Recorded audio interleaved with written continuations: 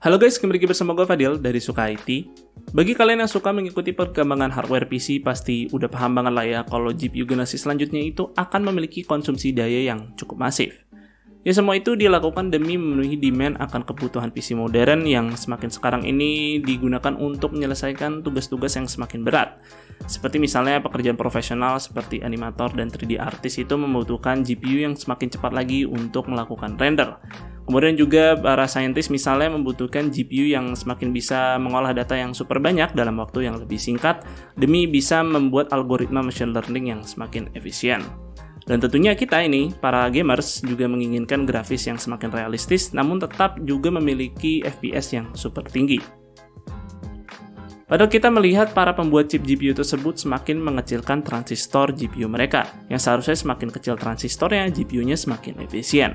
Tetapi sepertinya sih realita tidak semudah yang kita bayangkan, dan tetap saja GPU kelas atasnya itu tetap memiliki konsumsi daya yang tinggi. Tapi yang namanya teknologi itu harus terus berkembang, jadi apapun yang terjadi mereka harus tetap membuat GPU yang semakin lebih cepat lagi dari generasi sebelumnya.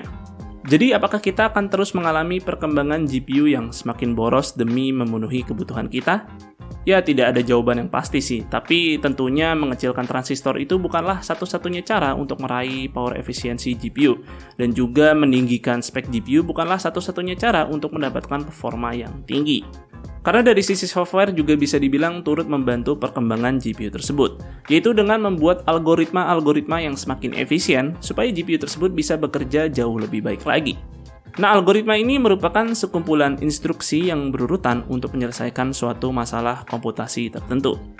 Dan sepertinya kalian yang udah sering ngoding nih sehari-hari pasti udah tahu banget lah ya apa algoritma itu karena udah makanan kalian sehari-hari. Dan gue sendiri pun sempat mengalaminya waktu semasa kuliah dulu di jurusan IT. Nah, algoritma di dalam dunia per-PC-an itu diimplementasikan ke dalam beberapa macam. Dan di sini gue ada GPU dari Aorus yaitu RX 6750 XT yang di sini GPU-nya akan gue jadikan contoh kasus untuk video ini. GPU Radeon RX 6750 XT Aorus Elite ini memiliki spesifikasi sebagai berikut. Bisa dibilang GPU ini adalah minor improvement yang dilakukan AMD terhadap RX 6700 XT untuk bisa semakin kompetitif lagi di segmen GPU high-end. Jadi jumlah compute unitnya tetap sama, shader core-nya tetap sama. Yang berbeda adalah bandwidth memori pada RX 6750 XT ini ditingkatkan lagi jadi jauh lebih cepat, serta ada sedikit peningkatan pada clock speed GPU-nya. Dan sepertinya versi Aorus Elite ini menerapkan sedikit factory overclock karena clock-nya sedikit lebih tinggi dari versi reference AMD.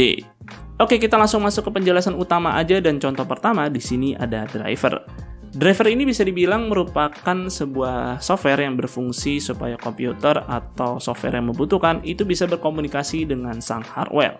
Dalam kasus GPU, driver sangat diperlukan bagi para developer software PC. Karena bayangkan aja ada berapa macam kombinasi hardware yang berbeda pada platform PC itu sendiri.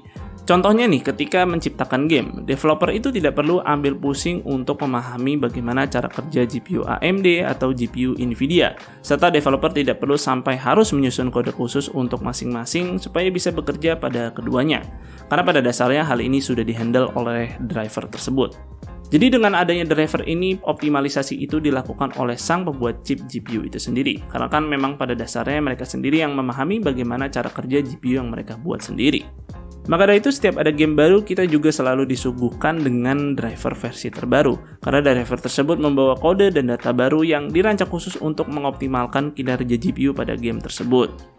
Seperti contohnya nih, AMD baru-baru ini mengeluarkan driver yang bisa meningkatkan performa GPU mereka pada game Minecraft ketika menggunakan graphics API OpenGL. Dan kita pun masuk ke contoh kedua yaitu API. API atau memiliki kepanjangan dari Application Programming Interface merupakan sebuah antarmuka yang berfungsi untuk sebagai penghubung antar aplikasi dengan aplikasi lainnya. Contoh API yang paling sering kita temukan dan digunakan pada PC adalah Graphics API seperti DirectX dan Vulkan, kemudian Compute API seperti OpenCL dan CUDA. Jika tadi driver yang menghandle bagaimana GPU akan bekerja, maka API inilah yang menghubungkan kode pada aplikasi ke driver GPU tersebut. Ibarat seperti pelayan restoran yang menghubungkan kita dengan sang koki. Umumnya sih developer game lebih banyak menerapkan high-level graphics API seperti OpenGL dan DirectX 11 karena jauh lebih mudah diterapkan sebab driver lah yang mengambil penuh kontrol terhadap GPU. Namun terkadang eksekusinya terasa kurang efisien seperti misalnya resource GPU kurang terutilize dengan baik, membuat performa game juga jadi kurang maksimal pada akhirnya. Dengan begitu, ada opsi kedua bernama low-level graphics API seperti Vulkan dan DirectX 12 yang dengan API ini developer dipersilahkan memiliki lebih banyak kontrol terhadap GPU dibandingkan driver. Jadi developer bisa membuat algoritma khusus untuk mengotak-atik cara kerja GPU tersebut. Alhasil jika game memakan cukup banyak resource, developer bisa memaksimalkan penggunaan GPU yang ada dan hal ini bisa meningkatkan performa sebuah game pada GPU yang sama. Dan terakhir, contoh ketiga ada SDK atau memiliki kepanjangan dari Software Development Kit. Nah, SDK ini menurut gue adalah pembahasan yang paling seru untuk dibahas. Kita anggap aja GPU itu seperti sebuah alat musik, dan bagi yang kurang familiar, alat musik itu sepertinya sangat kompleks untuk dimainkan, dan juga banyak sekali cara untuk memainkan alat musik tersebut. Nah, dengan begitu disediakanlah sebuah modul-modul panduan supaya kita bisa memahami cara untuk memainkan alat musik tersebut. Nah, SDK ini bisa dibilang seperti modul-modul tersebut yang fungsinya untuk membantu para developer. AMD sendiri menyediakan beragam SDK yang dibutuhkan developer pada website GPU Open, dan gue sendiri udah pernah bahas ambisi AMD mengenai GPU Open ini, jadi silahkan kalian tonton videonya. Kita ambil contoh Fidelity FX milik AMD. Ini merupakan sekumpulan SDK yang cukup populer dipakai oleh para developer game, karena SDK ini menyediakan beragam tools untuk membantu mengembangkan game mereka dengan menggunakan teknologi GPU AMD. Dan menariknya semua SDK ini open source, jadi dipersilakan untuk memodifikasi source code yang ada. Nah, di sini gue akan membahas salah satu SDK AMD yang paling hangat diperbincangkan, yaitu Fidelity FX Super Resolution atau disingkat FSR. Nah, gue sendiri udah pernah membuat pembahasannya mengenai FSR ini waktu versi 1.0-nya, jadi gue tidak akan terlalu berpanjang lebar untuk menjelaskan apa itu FSR. Singkatnya, FSR ini merupakan SDK yang memberikan developer game sebuah algoritma upscaling pada game-game mereka. Algoritma FSR ini akan menurunkan resolusi gambar pada game, kemudian dilakukan rekonstruksi supaya bisa semirip mungkin dengan resolusi native monitor.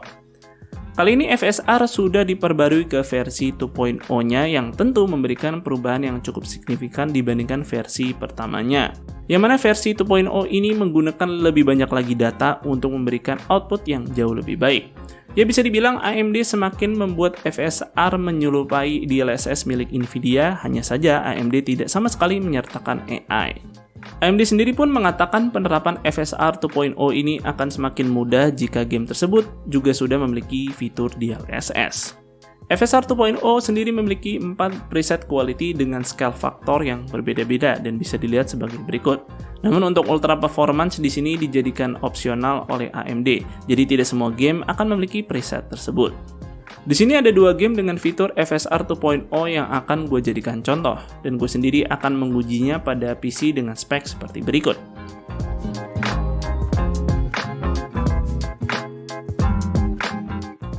Kita mulai dari game Tiny Tina Wonderland. Bisa dilihat penerapan FSR 2.0 pada preset quality di resolusi 1080p saja bisa membantu RX 6750 XT mendapatkan ekstra FPS yang cukup signifikan.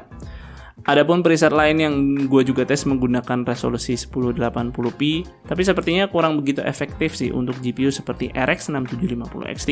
Mengingat kelas performa GPU ini lumayan cukup tinggi, cuman sayangnya gue nggak punya monitor 2K ataupun 4K saat ini, jadi cuma bisa dites di 1080p saja. Game berikutnya yaitu God of War. Pada game ini juga bisa dibilang memiliki karakteristik performa yang serupa seperti game sebelumnya. Nah, sekarang kita akan lihat image quality yang dihasilkan ketika menggunakan FSR 2.0.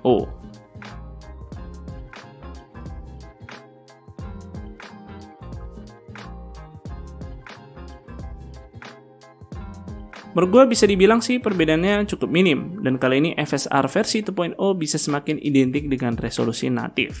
Tapi jika kita menggunakan preset performance, gue mulai bisa sih melihat perbedaannya dibandingkan resolusi native monitor. Adapun FSR 2.0 menerapkan slider untuk sharpness, dan gue mencoba menggunakan sharpness di 0,5 pada preset quality. Hasilnya ternyata bisa jauh lebih baik lagi dan semakin identik dengan resolusi natifnya.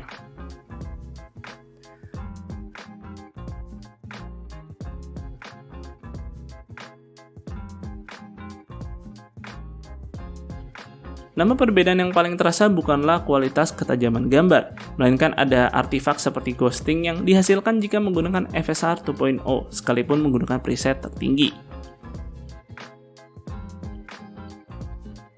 Kayaknya sih ini tidak terjadi pada semua game, karena pas gua tes game God of War sih tidak terjadi hal yang sama seperti game Tiny Tina Wonderland. Terakhir, gue coba tes konsumsi daya GPU sebelum dan sesudah mengaktifkan FSR. Terlihat konsumsi daya total PC yang gue pakai tes bisa semakin irit dengan menggunakan FSR, sebab load GPU bisa menjadi lebih ringan dibandingkan resolusi natif. Sayangnya di sini gue tidak bisa memperlihatkan perbedaan antara FSR 1.0 dengan FSR 2.0, ya karena kedua game tadi itu sudah tidak lagi menyematkan fitur FSR 1.0. Nah, FSR 2.0 ini tidak menuntut kalian untuk mendownload sesuatu atau sebuah file, serta fitur ini tidak eksklusif hanya untuk GPU AMD aja, karena fitur ini juga bisa digunakan pada GPU kompetitor, baik itu yang menggunakan RTX maupun yang masih GTX.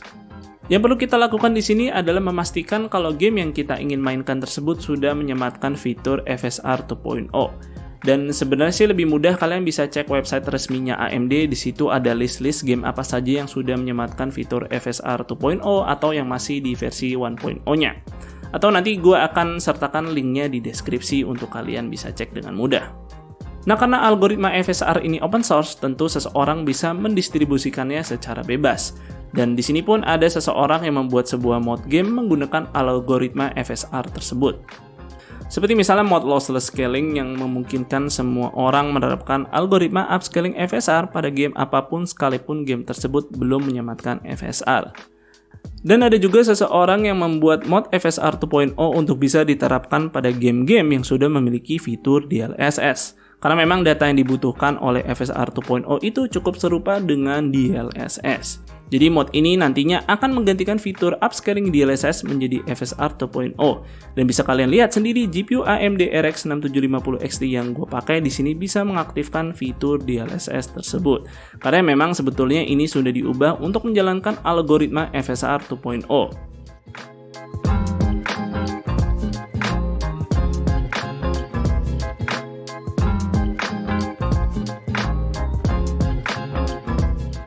Dan gue pun mencoba untuk melihat perbedaan image quality yang dihasilkan oleh DLSS, FSR 2.0, dan tentunya FSR 1.0, karena kebetulan memang Cyberpunk 2077 ini memilikinya. Ternyata hasil FSR 2.0 ini sangat jauh improve dibandingkan FSR 1.0 dan bisa dibilang cukup identik dengan DLSS. Jadi gue sangat mengapresiasi apa yang sudah dilakukan oleh AMD terhadap fitur ini, yang bahkan tidak butuh AI sama sekali. Namun jika diteliti lagi, DLSS masih sedikit lebih unggul sebab objek-objek yang jauh, bahkan sudah pixelated nih pada resolusi natif, itu bisa tampil jauh lebih baik.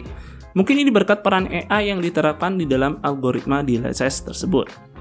Jadi tentu algoritma itu sangat penting bagi perkembangan GPU tersebut selain hanya membesarkan speknya saja. Namun walaupun begitu, AMD harus tetap membuat GPU yang semakin powerful seperti misalnya RX 6750 XT ini, atau kedepannya nanti yaitu GPU RDNA 3. Karena kan ya teknologi itu harus terus berkembang. Tapi ya setidaknya dengan adanya hal seperti FSR ini, ada solusi alternatif bagaimana kita bisa meraih sebuah performa. Dan tentunya juga bisa memperpanjang umur GPU dikala game-game akan semakin demanding ke depannya. Dan mungkin segitu dulu untuk videonya kali ini, dan semoga video ini bermanfaat buat kalian. Jika kalian berkenan, like dan share video ini, dan jangan lupa subscribe channel Suka IT jika kalian nggak mau ketinggalan kontennya. Dan juga jangan lupa follow Suka IT di Instagram dengan nama @suka_it. Gue Fadil dari Suka IT pamit undur diri, see you on the next video.